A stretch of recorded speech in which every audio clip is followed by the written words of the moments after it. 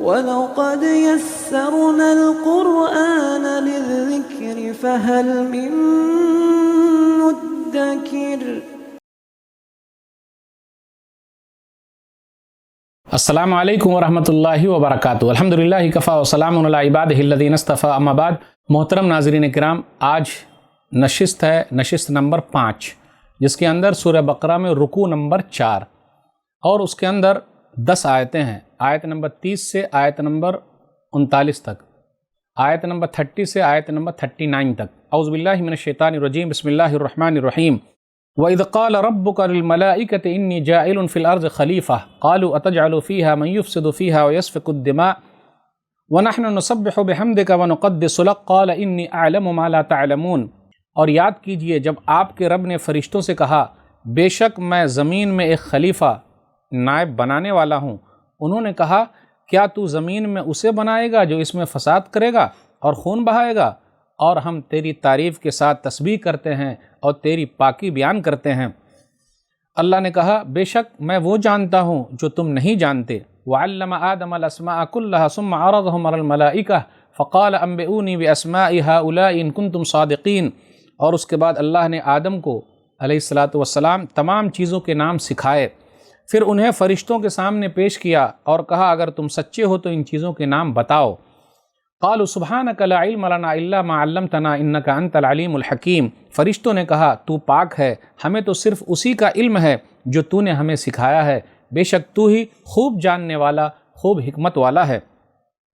قال یا آدم انبئهم باسمائهم فلما انبأهم باسمائهم قال الم اقل لكم انی اعلم غیب السماوات والارض واعلم ما تبدون وما کنتم تکتمون۔ تب اللہ نے کہا، اے آدم، آپ انہیں ان چیزوں کے نام بتا دیجئے۔ پھر جب انہوں نے ان کو ان چیزوں کے نام بتا دیے تو اللہ نے کہا، میں نے تم سے کہا تھا نا کہ بے شک میں آسمان و زمین کے غیب جانتا ہوں اور وہ سب بھی جانتا ہوں جو تم ظاہر کرتے ہو اور جو کچھ تم چھپاتے ہو۔ وَإِذْ قُلْنَا لِلْمَلَائِكَةِ اسْجُدُوا لِآدَمَ فَسَجَدُوا إِلَّا إِبْلِيسَ أَبَىٰ وَاسْتَكْبَرَ وَكَانَ مِنَ الْكَافِرِينَ۔ اور جب ہم نے فرشتوں سے کہا کہ آدم کو سجدہ کرو تو سب نے سجدہ کیا سوائے ابلیس کے، اس نے انکار کیا اور تکبر کیا اور کافروں میں سے ہو گیا۔ وَقُلْنَا يَا آدَمُ اسْكُنْ أَنْتَ وَزَوْجُكَ الْجَنَّةَ وَكُلَا مِنْهَا رَغَدًا حَيْثُ شِئْتُمَا وَلَا تَقْرَبَا هَٰذِهِ الشَّجَرَةَ فَتَكُونَا مِنَ الظَّالِمِينَ۔ اور ہم نے کہا، اے آدم، تو اور تیری بیوی جنت میں رہو اور اس میں سے خوب سیر ہو کر کھاؤ، مگر اس درخت کے قریب نہ جانا ورنہ تم ظالموں میں شامل ہو جاؤ گے۔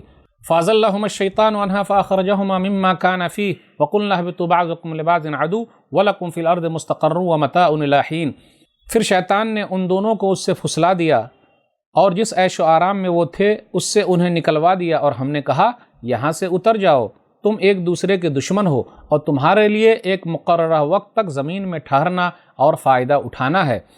فَتَلَقَّىٰ آدَمُ مِن رَّبِّهِ كَلِمَاتٍ فَتَابَ عَلَيْهِ إِنَّهُ هُوَ التَّوَّابُ الرَّحِيمُ۔ پھر آدم نے اپنے رب سے چند کلمات سیکھ لیے اور توبہ کی تو اللہ نے ان کی توبہ قبول کر لی، بے شک وہ بہت توبہ قبول کرنے والا نہایت مہربان ہے۔ قُلْنَا اهْبِطُوا مِنْهَا جَمِيعًا فَإِمَّا يَأْتِيَنَّكُم مِّنِّي هُدًى فَمَن تَبِعَ هُدَايَ فَلَا خَوْفٌ عَلَيْهِمْ وَلَا هُمْ يَحْزَنُونَ۔ ہم نے کہا، تم سب یہاں سے اتر جاؤ، پھر اگر میری طرف سے تمہارے پاس ہدایت آئے تو وہ جو لوگ میری ہدایت کی پیروی کریں گے ان پر کوئی خوف نہیں ہوگا اور نہ وہ غمگین ہوں گے۔ وَالَّذِينَ كَفَرُوا وَكَذَّبُوا بِآيَاتِنَا أُولَٰئِكَ أَصْحَابُ النَّارِ هُمْ فِيهَا خَالِدُونَ۔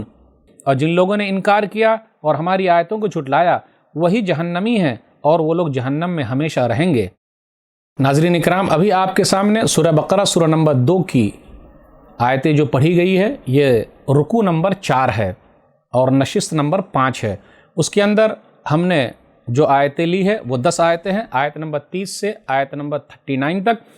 جو باتیں کہی گئی، اللہ تعالیٰ نے یہ کہا کہ ہم جو انسان کو یہاں پیدا کرنے والے ہیں یہ خلیفہ ہے۔ خلیفہ کا اصلی مطلب ہوتا ہے کہ ایک خلیفہ جائے دوسرا خلیفہ بنے، لیکن اللہ کا خلیفہ ہونا اس کا مطلب یہ ہوگا کہ اللہ تعالیٰ نے یہاں سے جنات کو نکال دیا، انسانوں کو دنیا کے اندر بسایا، تو یہ انسان اللہ کے قانون کو نافذ کرنے والا ہے، اس معنی میں خلیفہ ہے، ورنہ اللہ تعالیٰ کی ذات ہمیشہ سے ہے، ہمیشہ رہے گی، تو اللہ تعالیٰ کے ختم ہونے کا کوئی سوال نہیں ہوتا۔ تو خلیفہ اس معنی میں نہیں ہے جو دنیاوی خلیفے کے لیے آتا ہے کہ ایک خلیفہ گیا جانشین تو دوسرا جانشین پیدا ہوا، تو یہ معنی کو سمجھ لیجئے۔ اس کے بعد آدم علیہ السلام کی فضیلت کا تذکرہ ہوا، 3 تذکرہ ہے کہ اللہ تعالیٰ نے آدم علیہ السلام کو جو مقام و مرتبہ دیا، نمبر 1 علم کا مرتبہ دیا ہے۔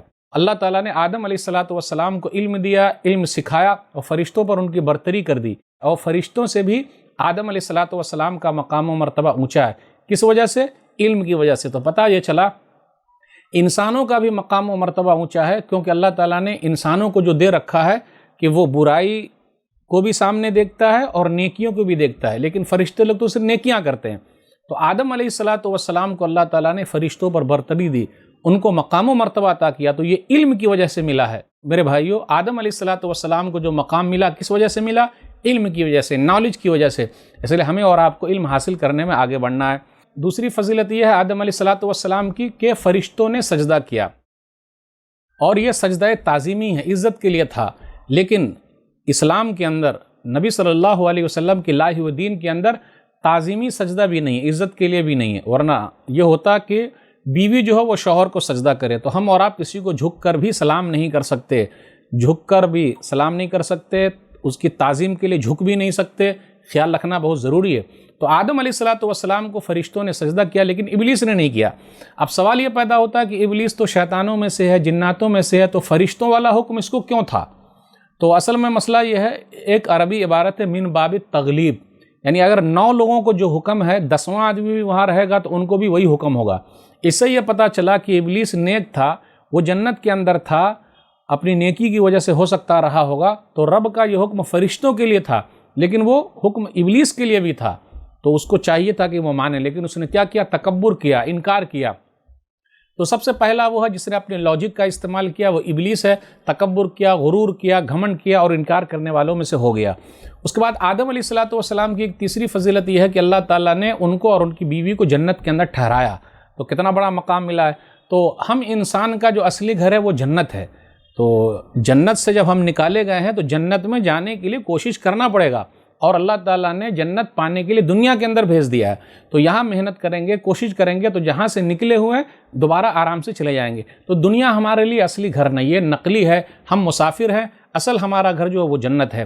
تو ناظرین کرام، آج کے درس میں آدم علیہ السلام کی فضیلت کا تذکرہ ہے۔ اللہ تعالیٰ نے علم دیا، فرشتوں نے سجدہ کیا، اللہ تعالیٰ نے ان کو جنت کے اندر رکھا، تو یہ سب چیزیں ہمیں یاد رہنی چاہیے۔